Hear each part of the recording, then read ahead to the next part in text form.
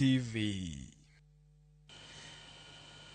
Kaka jal manonyuol e gweng' ma Kilwa e Migori, Father John Juma Pesa iparo gi familia ne kaachiel gi nyirombe gi kaka jalemo mang'ula. Magawacho ni ne chango jotuo gi geno kod teko mawuok kuom Nyasaye. Mana kaka ripota mara Millicent Adhiambo lerono motelo ne ik mar odiochieng' makiny wakelono sigana mare Father John Pesa mar kanisa mar Holy Ghost Coptic Kisumu. Ne nyirombege, Father John Pesa ne otis ni jaote, nabi, baba kata His Holiness. Ne joma ne kwede, Father Pesa ne jadolo ma kit lamo mare ne siko ywayo twak mag tiyo gi teko mudho e kind weche mamoko ma ok ler. Father John Juma Pesa mane onyuol tarik 15 dwe mar 9 1941 ei Karungu, kaunti ma Migori. Familia ne yango ni weche Nyasaye ne ochako fwenyore e ngimane kane pod en nyathi ma kidoro ka kitukene ne gin mag lamo. Kane pod nyathi, tuke duto te ne en tugo mag lamo. Ma en karana kanisa gi nochweyo gi lo. Kamora mora kan idhi yude kodhi tugo, to kanisa chwe gi lo, oleme ma en gi jowadgi ma bende nochoko ni en olemo. Kane ochopo iga 10, Pesa ne obedo mtoto misa e kanisa Jokopere Manyandema e sub county Manyatike. Familia ne medo ni kanyo ema Roho Maler nene ofwenyore ne gino mane otego geno mare ni ne oluonge mondo otine Nyasaye. Bang'e ne nyathi misa Nyandema, Kadem, Nyatike sub county e Migori county.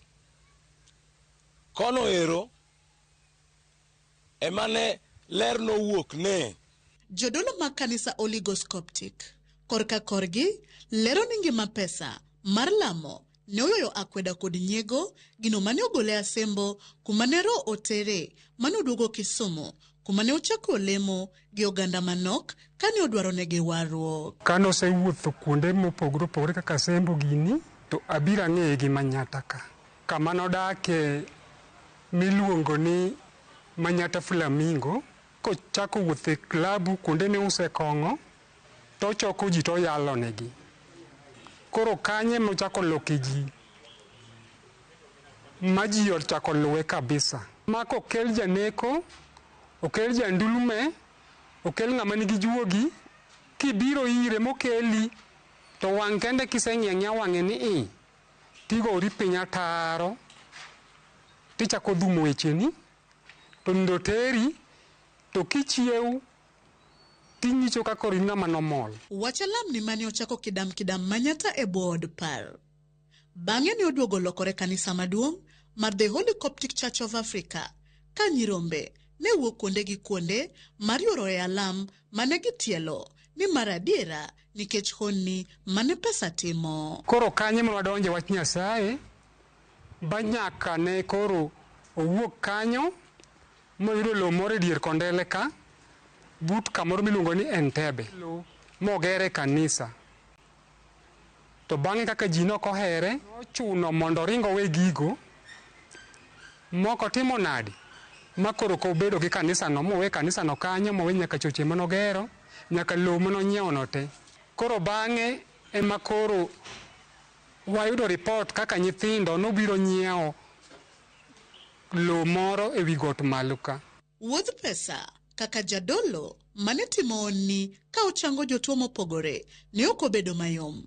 Ni mar ni tude kod tiyo gi teko mudho ahinya to kaluwore gi masira mar apaya mane siko timore Kisumu e tie kanisa ne mar Holy Ghost Coptic. Challenges nonwang'o machalo kaka miluonge godo ni ong'ama cult kata ong'ama devil worship, nikech mana kaluwore gi accident mane timore e roundabout marwa medho kanisa mar Holy Ghost Coptic Church. Osewach weche mang'eny ni wan gi jin, watueyo jotuo gi nyororo. Anyalo wacho ni an ang'eyo jatich Nyasaye kaka jalamo malamo Nyasach Israel. Ing'eni kama ber ji ok ohero, to kama ler be ji ok ohero. To gik miwacho ni kata ni ajali matimre ga kaigi. Hapa na ajali timre nyaka Salga. Ajali timre nyaka South Nyanza kucha fadha pesa onge. Ajali timre nyaka Mombasa kunde ka fadha pesa onge. Oseyo mogeyore mang'eny makata bene nitie odiochieng' mano omonje mano rie piny mogo nding'e ka ni gibeti ni ng'adore to noko ng'adore. To nodwoko mana Nyasaye erokamano. Kata kamano, akweda kod weche abilago ne othegore godo kapok ne onindo, ka nyuonde kod nyirombege bende kwedo wechego, ka gipare kaka jal mane jaera kendo ne dwaro ngima maber ne ng'ato ang'ata, gikoni oganda nyaka jotelo ne ohere nikech ok ne oland ka olemo ne ng'ato.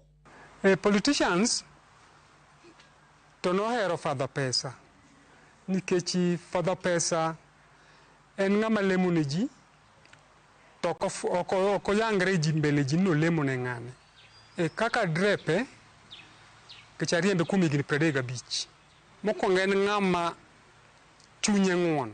Mar ariyo en ng'ama winjo wach. To ohero chako muma. Muma ni somo inyalo chak e chakruok. To ibro some botieki. Matende ni en japuonj mane puonjo muma. Ok nokal kata sentence achiel. Mano ema nomiyo nadhi bahere. Fadho pesa ne ng'ama ne dwa ni jingima. En gima ne dwaro en ni ng'ato obed ng'ama ber. Ng'ato ngima ne owe kethre. Gima ne timo ng'ato ne chal ka gima time. Nodwa ni mondo mi ngima dhano olokre. Jodolo, jotelo kod nyirombe mar kanisa mar Holy Ghost Coptic koro singo ni onge barruok kata luonje mag telo mabiro mienjo tok kik Father John pesa nimar pesa ne osewalo kendo wiro jal mabiro kawo kare mar tero nyime alam kod chang ne jotuo.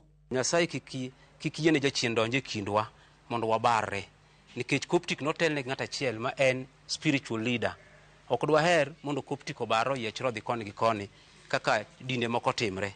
Kanyo mwalamo Nyasaye kech wanowewa gi Archbishop Dan Okech mane ng'ama daluwo bang'e nyaka chieng' moro. Miyo wamiye luor mowinjore kode jatelo mosewal sani ma katiba oyiero ni bro take over nyaka wami the same luor mondo mi gik Nyasaye odhi kare. E kindene mogik, jo kanisa kod familia ne yango ni pesa ne otegno nyaka nyiriri mane Nyasaye oome.